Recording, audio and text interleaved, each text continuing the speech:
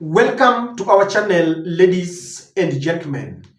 The sudden reality of Saba Saba that has been organized by Gen Zs in the country is now dawning on the government.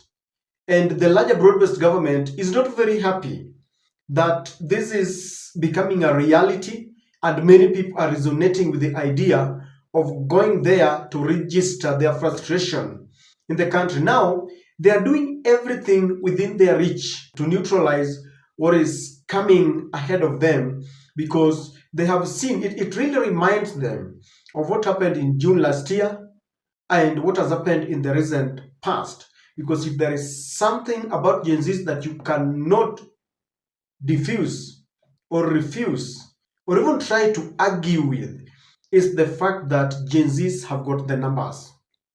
So it seems like William Samoei Ruto has asked Raila Odinga to create a parallel rally. Some confusion also to speak, and Raila is now saying that tomorrow, as Gen Zs go around the country to celebrate or to protest against this government, as they remember our heroes in the country, Raila is now saying that in his own very considered opinion, people should march to Kamkunji and make a declaration of the Kenya that they want. According to him, the only place where people should go is the historic Kamkunji grounds. I listened to Raila Odinga, and what I saw is a joke. I can't listen to Raila Odinga. You see, Saba Saba actually was a very noble idea. Saba Saba was meant to bring the people together for a common cause. And this cause was change. And we decided that we would go to Kamkunji grounds, which is historical grounds. This is where the last Kenya African Union meeting was held in 1952, before the declaration of the state of emergency. And that is again where, when they allowed for formation of political parties, again, the first rally of KANU was held in Kamkunji. So Kamkunji, that's also why eventually when they lifted Section 2A and allowed for formation of political parties, and the first party to be registered as the Forum for Restoration of Democracy, the first rally was held at Kamkunji. So we say that the Kamkunji has got a historical meaning, and that's why we wanted to go there. So what we're saying is that if you want to remember Saba Saba, then we go to Kamkunji. I always go to Kamkunji, even quietly, but I always go there on Saba Saba Day to just go and remember the people who lost their lives there. So my idea would be we go to Kamkunji tomorrow, because if you're talking about protesting, you are protesting, where is this protest going to start? And where is it going to? My view would be the road should lead to Kamkunji. And then in Kamkunji, people meet there and pass a resolution. This is what we want, the Kenya we want. To me, that would be the best way to remember people who have died fighting for the right of the people of Kenya. It is very true that Raila is part and parcel of the fight for democracy in the country. That you cannot take away from him. But that was in the past. Things have changed, and Raila has joined the forces of status quo. I heard Raila there say that where would the procession start and where will it end?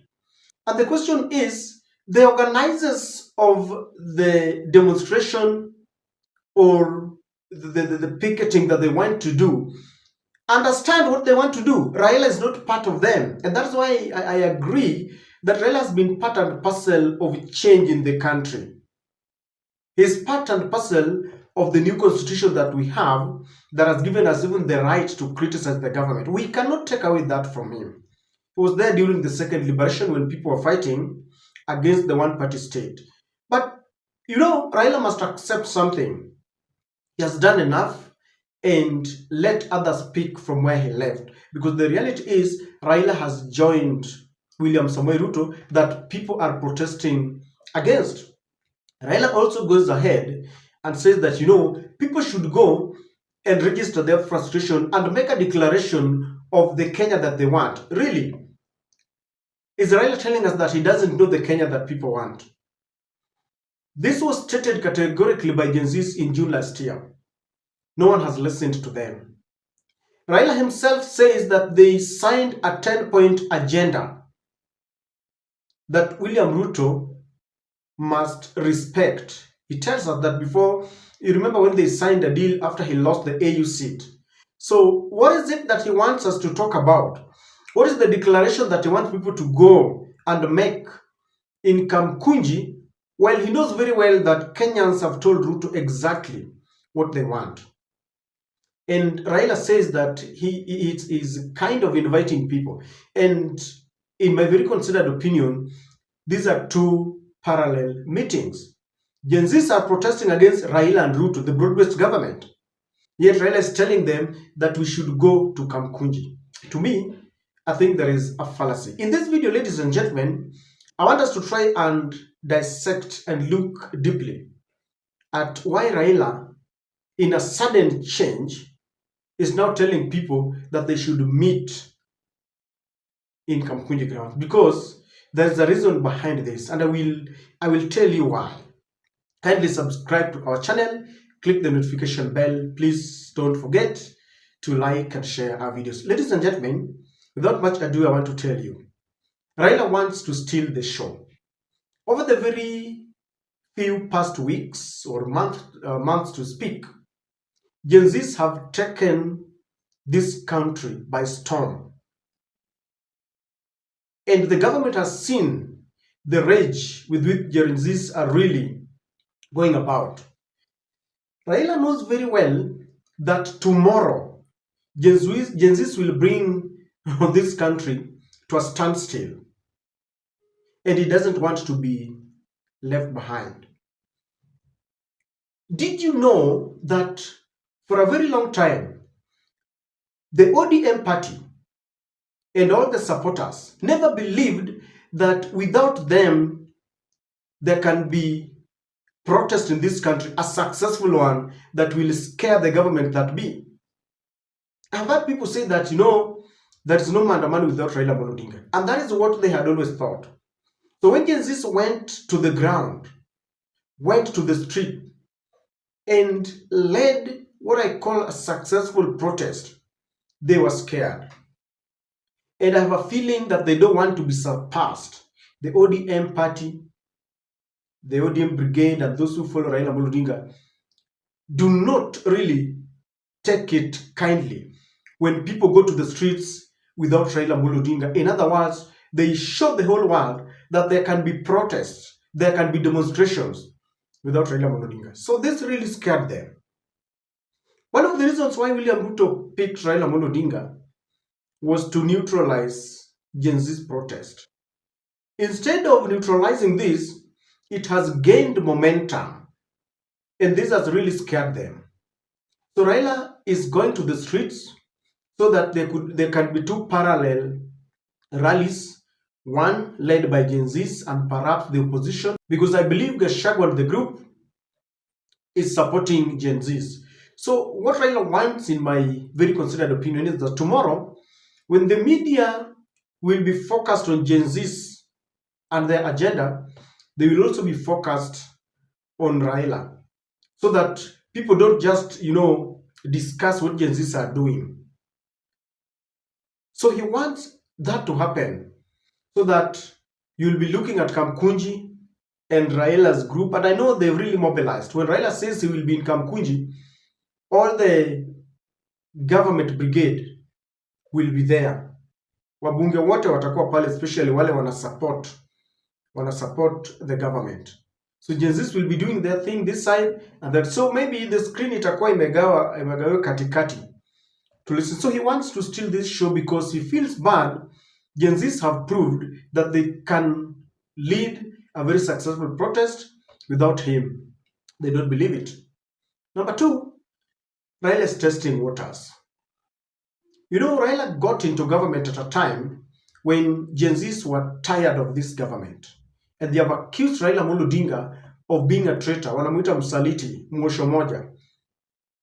One who would criticize you this moment, like the other time was saying Ruto killed their people, you know, during a Azimio protest. Now, Ruto ni mweupe kama pamba. So they feel Raila has really betrayed them and they don't think Raila is part of change anymore.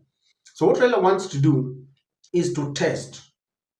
Has he really lost that support base, especially in Nairobi? Because from the way things are moving, it seems Waluya wameenda na natembea. Mount Kenya, as usual, is gone with Wamunyoro. The other eastern part is gone with Kalonzo Musyoka.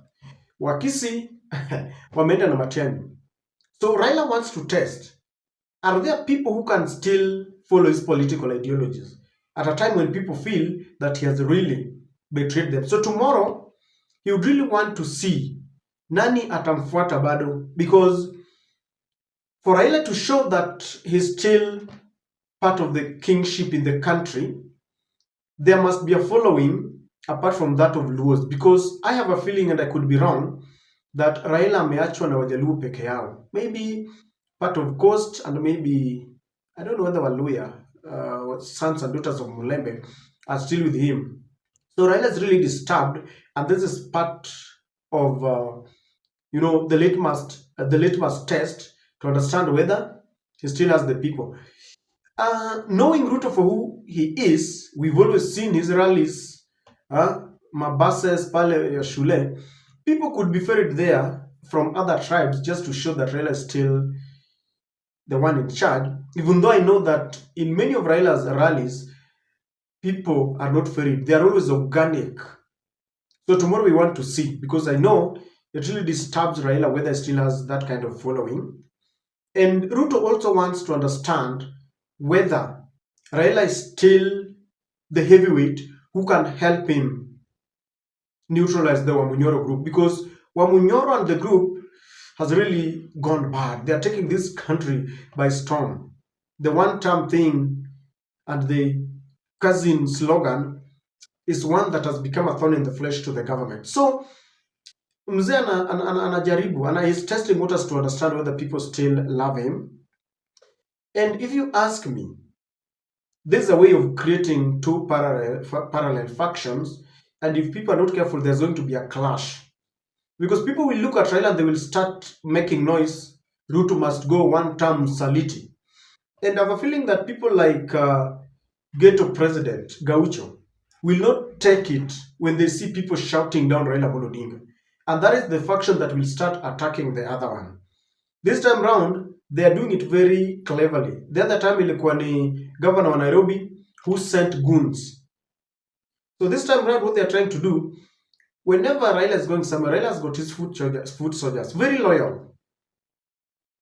And Gen Zs will start, because I know Gen Zs will look at Raila and they say Msaliti if at all they meet somewhere. Napo ndio maybe chaos itaanzia hapo. So if you ask me, I pray that there be peace, because Raila and his faction, they've got the right to go to Kamkunji. For all I care, I no longer consider them as part of change. Yeah, they used to be, but not now. They are part of the status quo. They are with William Ruto. There might be some fracas tomorrow when the two factions meet. And finally, I have a feeling that Raila wants to still portray himself and appear as if he's so much concerned about the affairs in the country, about change, about the predicaments of the common man. If you ask me, no. I did not believe my eyes when I saw Raila and heard him say or appear to support the idea of amending laws in regards to procession and demonstrations. I didn't believe that was Raila Odinga. He's been so much firm about the freedom of picketing, and I didn't believe that. So, ladies and gentlemen, as Raila invites people and leads them to Kamkunji, Gen Zs will be there. I don't know what Raila is celebrating or demonstrating. If he's celebrating those who died during the yesteryears, well and good. But if those people would resurrect today, they would be really shocked that Raila has joined William Ruto. Gen Zs will be remembering their peers who died. They will be protesting against the government that they believe is not listening to them. I don't know what you think, but what Raila Odinga is doing now, I think, is overtaken by events. He used to be part of change. He's been very instrumental, but now he's gone back to the people who are oppressing Kenyans. He's not part of the solution, but part of the problem. And as I said, I could be wrong, but that is my very own opinion as I look at Mzee. I look at Raila of the yesteryears, who used to tell off the president. When I look at Raila today saying a Adani deal is good, I don't know. The support for Ruto. He no longer talks about compensation of the people who died, including the people whom he took to the streets. I don't think it's genuine. As always, those are my thoughts. I don't know what you think about Raila's move to lead another faction to Kamkunji ground. Please share with me on the comment section.